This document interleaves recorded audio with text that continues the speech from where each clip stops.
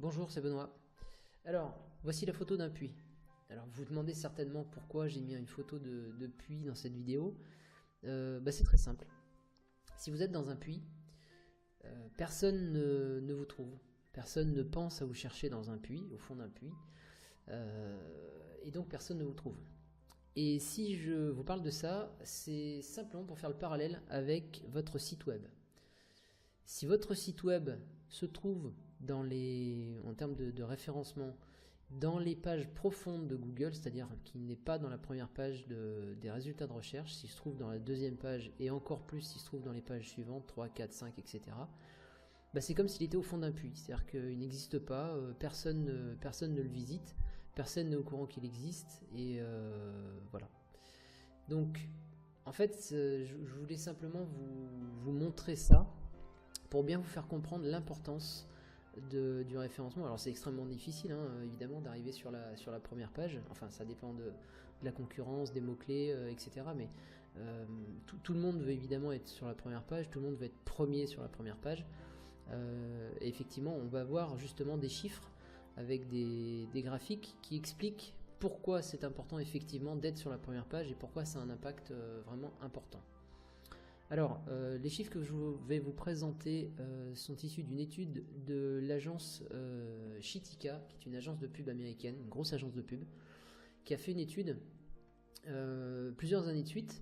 Et alors, bon, celle-ci date un petit peu, mais ça n'a pas beaucoup d'importance parce que les chiffres sont à peu près constants d'année en année, du moins les proportions sont les mêmes. Et vous voyez que ici, plus de 91% des clics se font sur la première page de Google. Je parle des pages de résultats de recherche.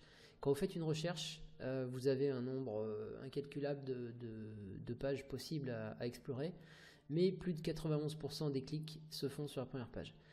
Seuls près de 5% des clics se font sur la deuxième page, et ensuite quand on passe à la troisième, on passe à peu près 1%, et ensuite c'est même 1%, c'est déjà extrêmement léger. Et ensuite, c'est assez insignifiant comme valeur.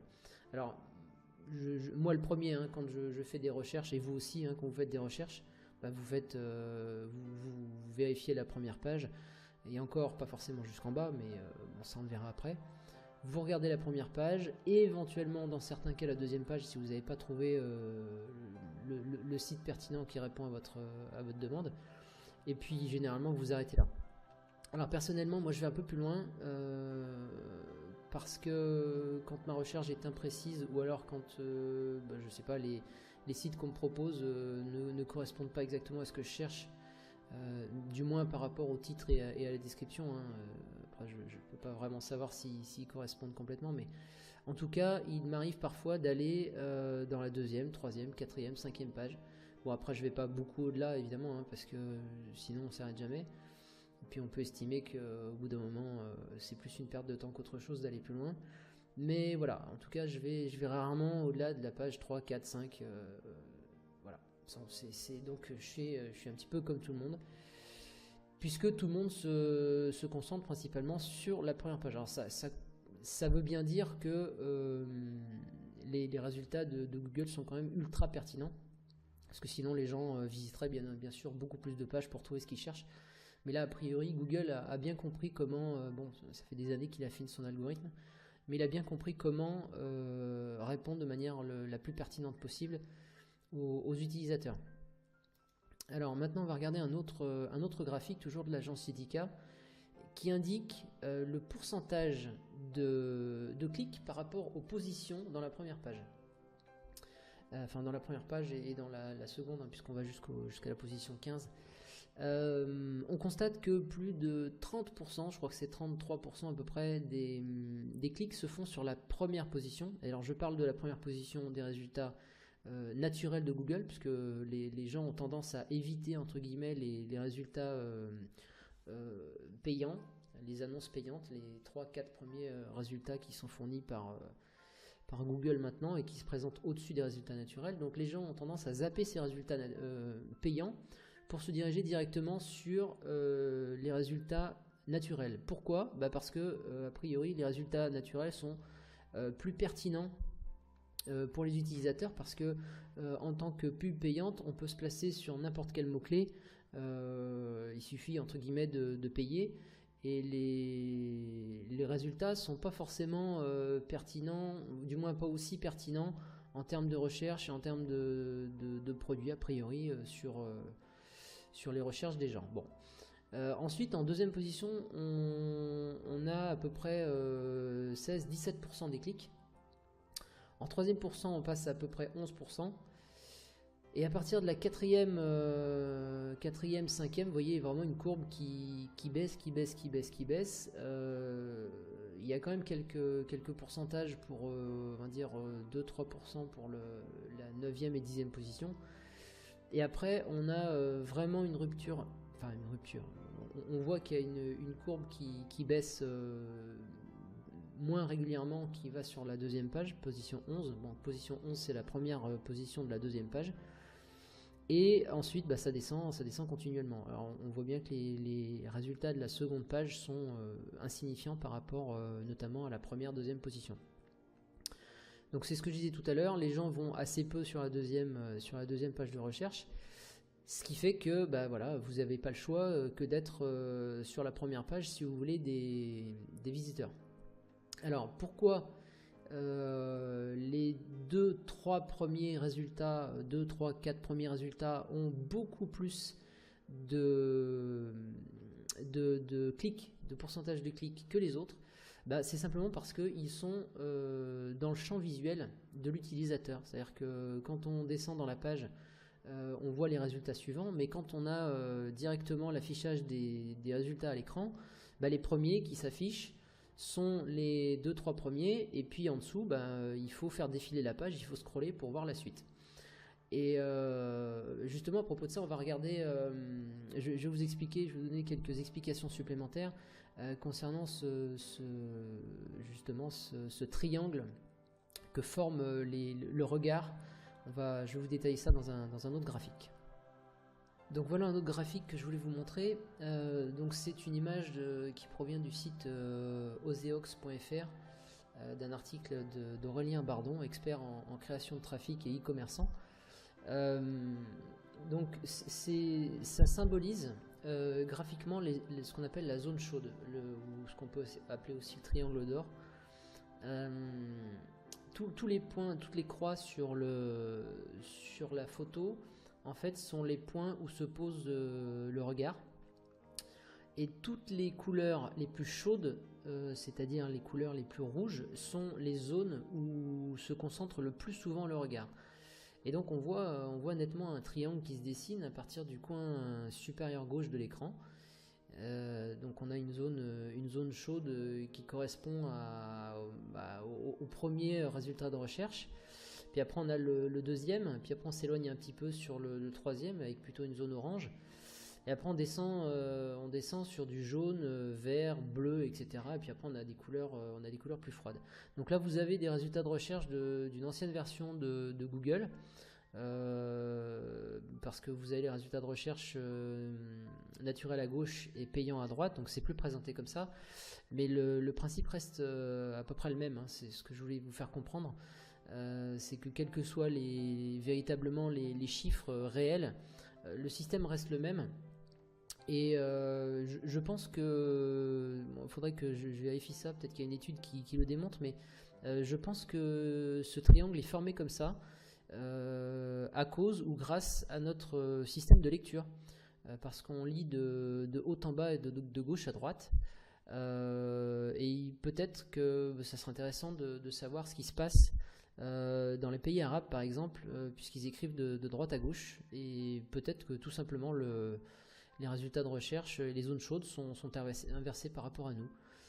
Voilà, enfin c'est une supposition de ma part, j'ai aucune information là-dessus. Mais voilà, en fait, cette vidéo était surtout destinée à vous montrer que vous devez absolument, si vous souhaitez évidemment faire du référencement et être apparent dans les résultats de recherche, vous devez absolument viser la première page. Je ferai probablement d'autres vidéos sur le référencement pour vous expliquer certaines choses, certaines techniques Déjà des choses pour comprendre le référencement, ensuite éventuellement des techniques pour faire du référencement, pour ranker comme on dit, pour être bien positionné, pour ceux qui le souhaitent. Mais le référencement, c'est une partie seulement des possibilités que vous avez pour promouvoir votre site web. C'est vrai que l'intérêt du référencement, c'est que c'est une action qui est plus ou moins durable, contrairement à la publicité, donc je reviendrai là-dessus. Le référencement, c'est une des techniques qui vont vous permettre d'obtenir du trafic sur votre site web. Ça n'est pas la seule. Alors ne soyez pas trop inquiet et ne soyez pas complètement démoralisé si vous n'apparaissez pas dans la première page de Google. Il y a d'autres possibilités pour promouvoir votre site web. Vous pouvez conclure des partenariats, vous pouvez faire de l'affiliation, vous pouvez faire de l'emailing, enfin voilà, vous pouvez organiser des jeux concours, vous pouvez organiser des événements. Enfin, il y a beaucoup de choses pour obtenir du trafic, il y a beaucoup de solutions. Et d'ailleurs, il ne faut pas mettre tous ses œufs dans le même panier, il ne faut surtout pas tout axer sur le référencement. Je pense que c'est une erreur. Parce que le jour où vous avez un problème, le jour où ça s'arrête pour une raison ou pour une autre suite à un algorithme modifié de Google, comme ça a été le cas pour beaucoup de sites web il y a quelques années, avec Penguin, Panda, etc., des nouvelles versions de Google, bah vous perdez votre source de trafic. Alors que si vous diversifiez vos sources de trafic, bah vous êtes sûr qu'en cas de problème avec l'une de ces sources, ou même avec plusieurs de ces sources, bah vous avez toujours du trafic qui rentre et vous pouvez adapter.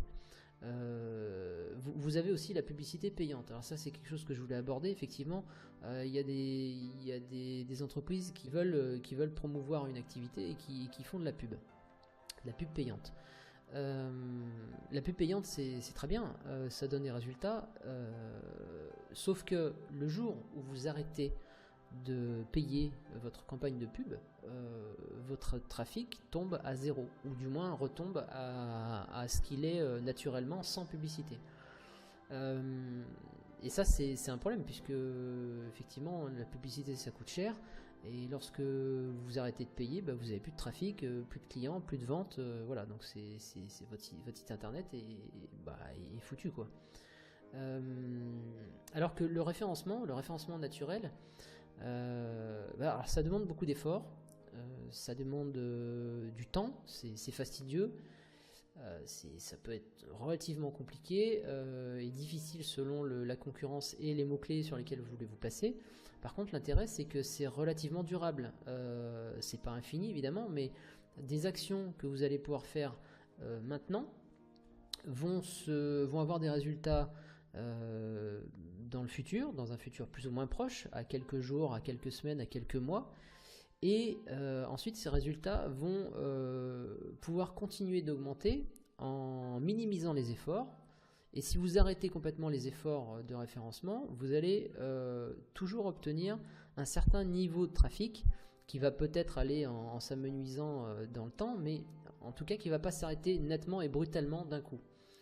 Voilà, j'essaierai de faire d'autres vidéos sur le référencement. Vous en avez déjà une sur la chaîne. J'essaierai d'en faire d'autres pour que vous puissiez comprendre comment fonctionne le référencement d'un point de vue théorique. Et ensuite, je vous donnerai quelques techniques, si je peux, concernant quelques techniques pour référencer de manière efficace votre site internet. Donc je vous préviens tout de suite, ça demande du travail.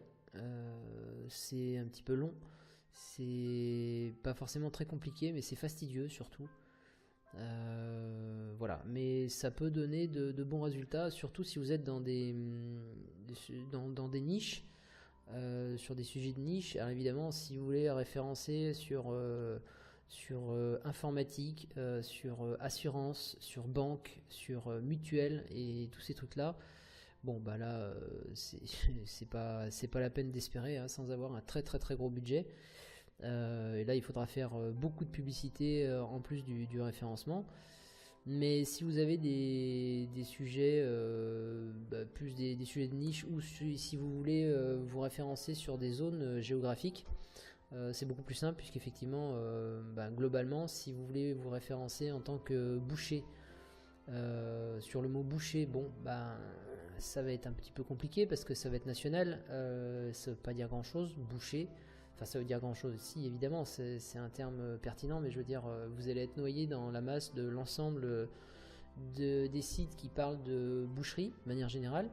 Alors que si vous voulez vous référencer dans boucherie dans Paris, je sais pas, 12e, 10e, 5e, enfin peu importe, dans un endroit plus restreint, ça sera plus facile. Alors évidemment, si vous êtes le seul boucher de votre village, ça sera encore plus facile. Mais voilà, c'était pour vous expliquer un petit peu le niveau de difficulté qui correspond à la concurrence. Mais on verra tout ça dans une autre vidéo. Voilà, je vous dis à bientôt. Au revoir.